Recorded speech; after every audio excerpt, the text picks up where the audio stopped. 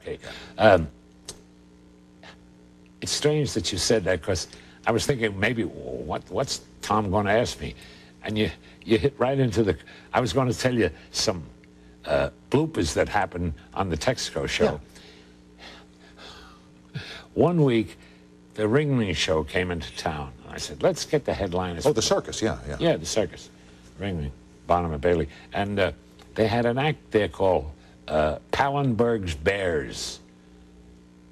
The bears walked around and they stood on top of each other, you know. Yeah. They did that. Yeah. It was a bear, an animal act. The bear act, an animal act. Opened the show. Ladies and gentlemen, after I did my opening line, good evening, folks. Is this a jury or an audience? I don't know what I said. A one-liner. I'll tell you what happened. I was walking down the street.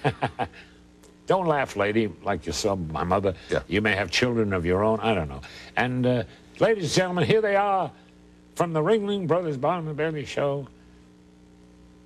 Pallenberg's Bears. Music. Yum, dum, dum, dum, dum, dum, dum, dum, you know, the hurry up. Yeah. And they all come out. But a mistake was made. The trainer of the Bears, who was with them a long time, was a little tipsy and a little drunk, and also forgot to take the Bears out before the show to do their duty. Uh-oh. They went on. They're doing all the stands and everything, and while this is happening, there's drippings coming out of them. Oh, boy. All waste all over the stage. Like, what do you call those things that fly back to you? What? Boomerangs. Big as boomerang. Big as boomerangs, yep. Big as boomerang. Listen. And I, right in front of the audience, live audience viewing it, they saw all this stuff, them releasing all this stuff. Well, as I exited, I had to start skipping over their waist, you know, and it was murder. Tiptoe through the tulips, as it were. Well, it wasn't tulips, but it was pretty close. Yeah. Anyway, in routining that show that night, I couldn't help it. I had to put on one of the great acts of all time, a dance act, Jack Cole and the Kraft Sisters. Oh, a great act. Fabulous act. Well, if you recall this, Tom, they worked in bare feet.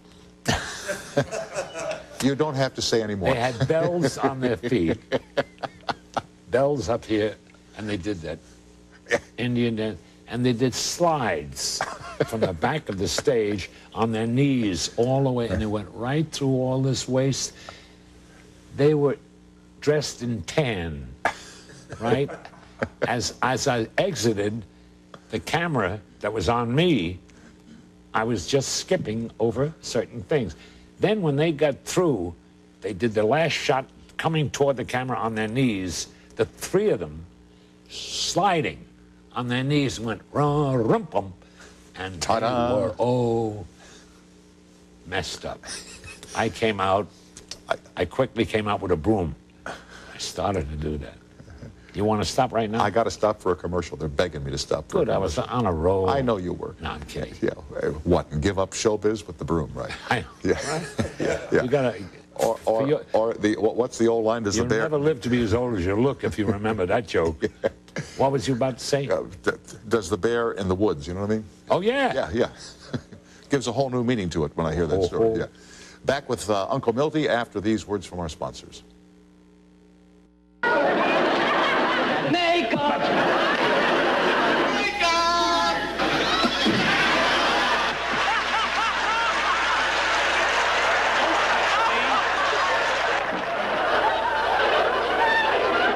Thanks a million. When did you start dressing up? In drag? Yeah. Let me see. Was it part of vaudeville for you? Oh, no, it was an incident. I was dating some young lady, or trying to date her, and she lived at a hotel in New York that didn't allow any men in there. The Barbizon. Huh? Barbizon. Yeah. Barbizon for women. Yeah. But I dated her about 4 times. I said, I got to be with this chick. I got to be with her. So the only way I could do it, I went into Brooks Costume Company, and I asked the guy at Brooks, can you give me a dress give me a wig. He gave out every, you know, it was his business. And so I put some makeup on, and I put the wig on, and I put a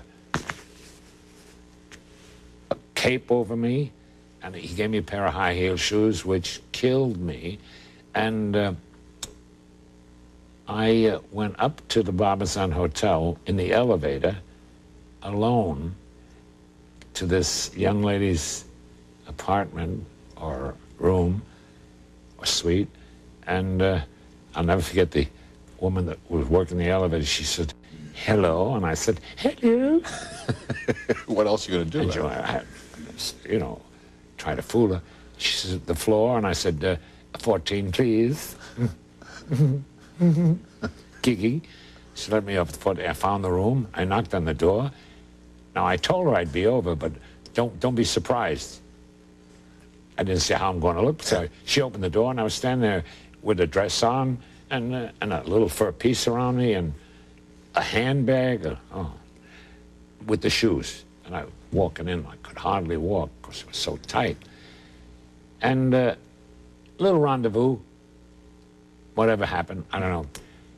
She had to leave early in the morning because she was a model, so she left at about 7 o'clock or 6, and I was left in the room alone. Now I had to get out. Now I had to get out of the hotel of the Barbizon without, forget about Milton, with this makeup and everything. with the wig and the... Oh, so I come down the elevator, and I had the shoes in my hand. So the woman was running the elevator, says, "Feet hurt, honey?" I said, "Yes, it just hurt me. Killing me. Terrible. They're just killing me." Fine. Well, I hope you get on. Come out of the hotel, went to the corner on 6th Avenue, which is Avenue of America's then, or now, and try to get a cab. Well, in New York, tried to get a cab. I went like this. They went right past me, and I'm standing like a dummy with the shoes in my hand with stocking feet. They all passed me. I had to walk all the way home in my stocking feet with the shoes on, and I looked like a real dummy. That's what I looked. That's one of the real things that happened. But it sure played well on the show. When you dressed up on the show, you were... It was always great. When we used to watch the show at home when you were on, when you came on dressed up, my dad would say, "God, that's funny." My mother and father just loved your show. They to this day, my mother talks about Milton Berle. Why are you talking about mamas and mothers? You know, and I don't know if the viewers know it, I had one of the greatest mothers in the world. She loved the whole family, but her darling was Milton. She was a stage mother. She pushed me here, she pushed me there. I was in silent pictures. I was a boy model. She got me all the jobs, and she was very proud of me, and I think she's watching right now. She says, "Well, he must be talking to some intelligent fella," not meaning you, of course. Right. But I miss her terribly. But I have somebody that, well, takes a place in my heart, and that's my lovely wife, Lorna, one of the greatest women I've ever met. I adore her. I love her more now than I first married her. And let me say to you, I love you. And I say that only spiritually. I love you not as much as I love Lorna, but I love you because you're always solid. Now, I know it's tit for tat. It's not supposed to be that way. I really mean this. And I want to tell you what a pleasure it's been sitting here talking to you. Thank you, sir. Mr. Television, it's always a pleasure to see you. Happy 90th, kid, and I hope you'll come and see us again. Thank you very much. My great pleasure. And best to Lorna and to your family. And don't ever stop working. Don't ever get off the air. Radio, do what you want, but your face is too important. Your style. Flattery will get you everywhere. Yes, sir. Milton Berle, Mr. Television. Next, the story of Deontay Allen, a young man whose life was changed because he took a chance and went to a different school. We'll be right back after this break.